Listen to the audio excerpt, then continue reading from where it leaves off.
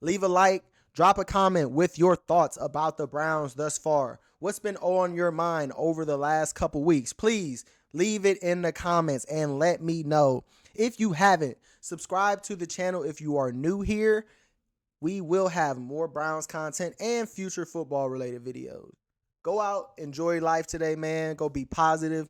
Make sure you spend your time with God. Always remember, at the end of the day is over.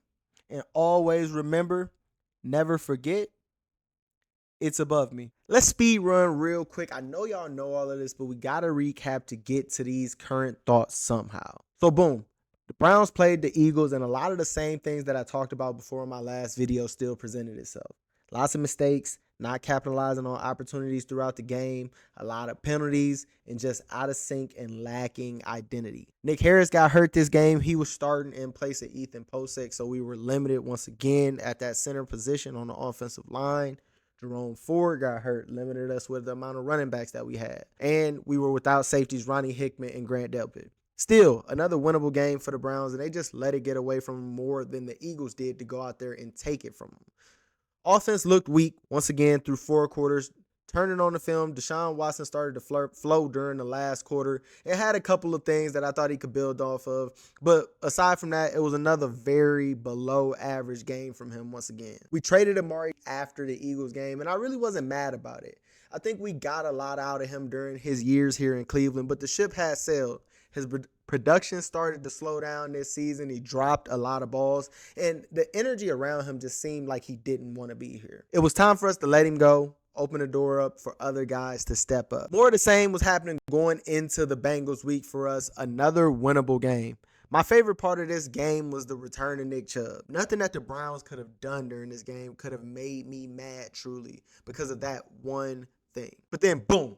All of the joy comes to an end because we come out and we give up an opening kickoff to open up the game. And it really just put us behind the 8 ball for the rest of the game. Deshaun Watson wasn't awful during his time on the field during this game. A lot of my problem with him during the first couple weeks of the season was that it was unclear where he was looking at or even wanted to go with the ball. He seemed like he had no confidence on where he even wanted to deliver balls early in the season. He showed more decisiveness during the Bengals game. A lot of quick passes, moving the chains. The commentators, they complained about it, and they made it seem like it was a problem that he wasn't making throws that they considered open. But I call a spade, and the name of the game is to move the chains.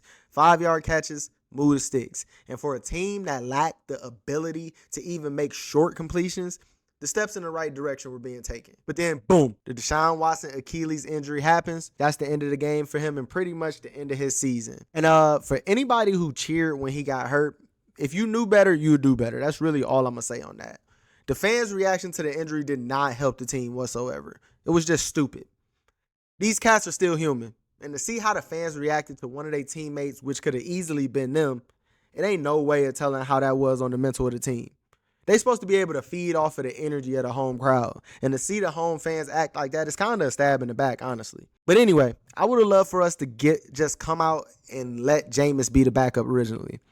Let him take over after Deshaun Watson got hurt, but they went with DTR. And I truly don't know why, because he looked He brought a nice little read option game to the offense, and he was, pulling and making some nice runs, but he just doesn't have the arm talent to me. Maybe I don't know football. I don't know. But we still faced a lot of self-inflicted wounds throughout the Bengals game. A lot of penalties putting us behind the sticks and or moving the chains for the other team. Our secondary has been food, and they were food against the Bengals aside from Denzel. Emerson, he's been getting cooked all season. I just don't really know what is the cause for his decline. He just looks out of it. He's slow in and out of his breaks. He can't run with guys down the field. He doesn't have enough speed. He's given up tons of separation on all of his routes, and he just needs to be better. The Newsome experience, I think it needs to end. I get so sick of watching him week in and week out. He's not backing up all the talk that he does on a daily basis. He does not have any type of hip movement. He's just chasing, running, and praying. And it's like he doesn't really care about the basic fundamentals of the position. Get me some corners that can cover in town, please. Both of these guys have given up 3 touchdowns this season. Both of these guys have given up at least 60% catch rate allowed.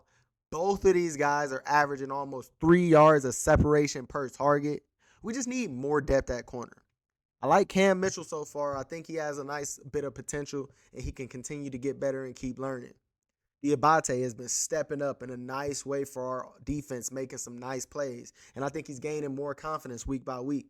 With JOK going out and getting injured during the Baltimore game, expect Diabate to see more reps within the defense this week. And I expect him to have another big game.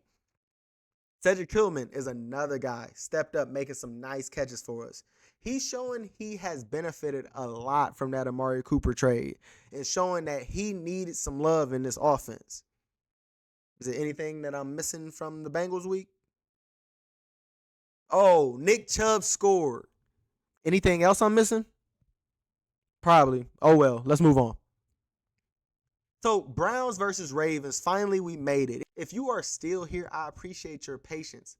Recapping is sometimes necessary. So, the Browns start Jameis Winston for the first time this season, and let me tell you, this week was one for the Browns. As soon as Kevin Stefanski announced that he was letting offensive coordinator Ken Dorsey call plays. This is one thing that I complained about in my last video. When were we going to use Ken? What were we using him for? You can tell Ken knows the difference between Deshaun and Jameis, and he wanted to use them differently. And a different offensive game plan suited everybody better. The offensive line looked like money this season for the first time all year.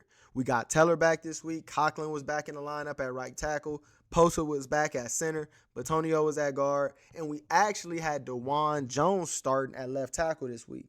And this is the first time we had this group of men on the field together. And let me tell you, that is the most productive this offensive line has ever been. For the most part, I think it worked out well. We needed Teller back in the lineup, man. He needed to provide that energy. We need move a man energy on the offensive line. We had a lot of clean pockets for Jameis to throw under. He was averaging about 4.2 seconds on time to throw. Jones was at left tackle, and he wasn't pretty. It wasn't pretty. But I tell you this, at one game at left tackle, that shit was a million times better than anything I've ever seen from a man named Jedrick. Nick Chubb started to flow a little bit more, and he's getting his wheels spinning coming into this week versus the Chargers. I really expect Nick Chubb to continue to gain confidence as he's continuing to find his footing. He had some nice runs versus Baltimore, and it helped keep the defense honest sometimes because we lacked that for several weeks. The receivers were finally on point this time. And I don't know if it was all Jameis making these guys look amazing or these guys finally stepping up and catching the ball and making plays. But regardless, they made it happen. Cedric Tillman, he's been growing each week since the Amari Cooper trade. He was Jameis's guy versus Baltimore, and he looked confident.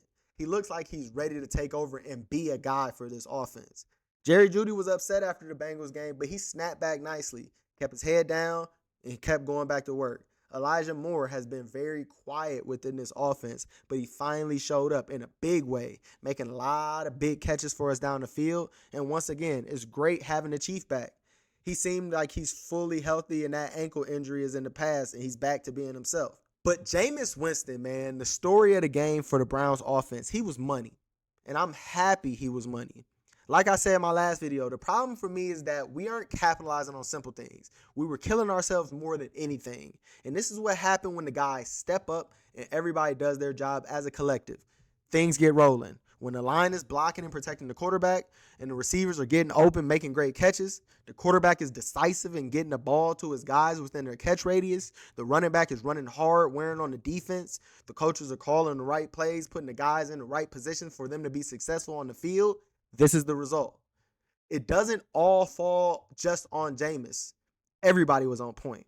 Now, the energy, the genuine energy that Jameis brings is another story. You could tell he's respected in the locker room. You could tell he's a great leader for these guys. He's a vet. I grew up on crab legs Jameis, I grew up on Jameis who made all these jokes. But Jameis has grown. He's showing that he's more of a man of character. He's learned a lot. He's a man of God. I love it. And I like the identity that he has under Ken Dorsey's play calling. He seemed to be free out there. And I think we still have a lot of time to keep the offense growing. But we can't stop here. We have no reason to be satisfied. Whatever we accomplish, we ain't accomplished anything.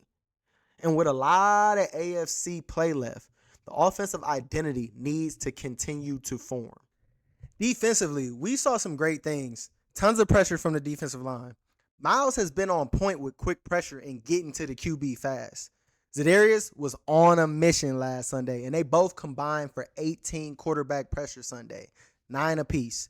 We had some trade rumors surrounding Za'Darius Smith this past 2 weeks or so, but I hope we keep him around.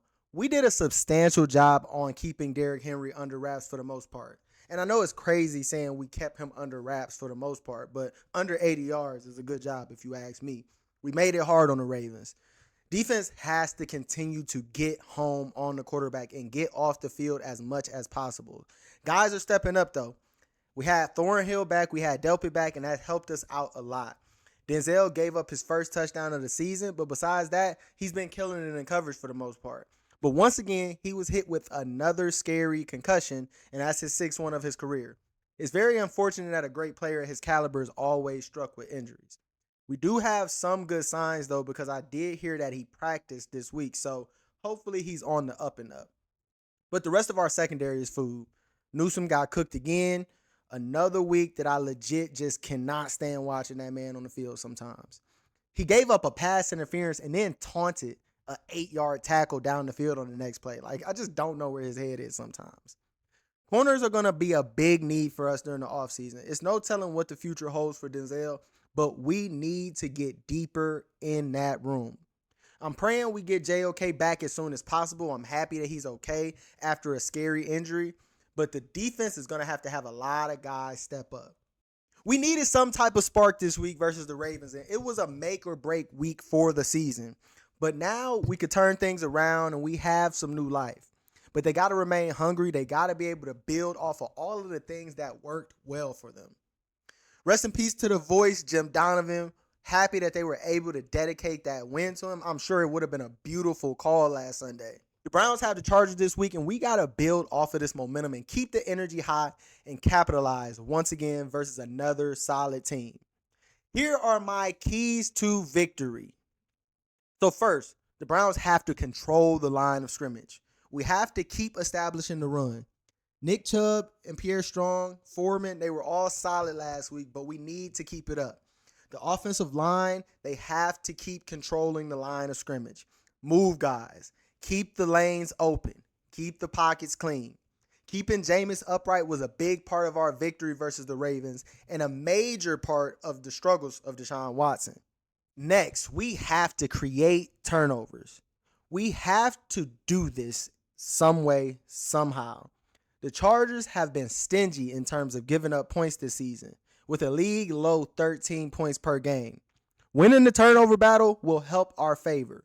We got to limit our own mistakes, force the ball out of their hands more, and it'll increase our chances of winning. We have one interception all season, and that's by a linebacker, JOK. The secondary has to snag one this week and set the tone. Or we got to force the ball on the ground and get some fumble recoveries. But we need to create more chaos. And last, we have to limit our own mistakes. Penalties during meaningful moments, not executing when the time requires, overcomplicating the game. We just got to keep playing smart football. Keep the quarterback upright. We're going against a nice defense this week. The guys have to be in sync. Our communication had to be on point because that's what makes these guys be more in sync. Everybody has to do their job this week. I'm interested to see what more Ken Dorsey brings to the table for the offense calling the plays this week. Hopefully the Browns can secure another victory at home going into their next game on the road.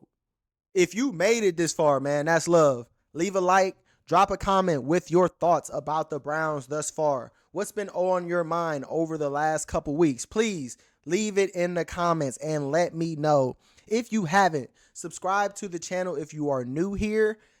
We will have more Browns content and future football related videos.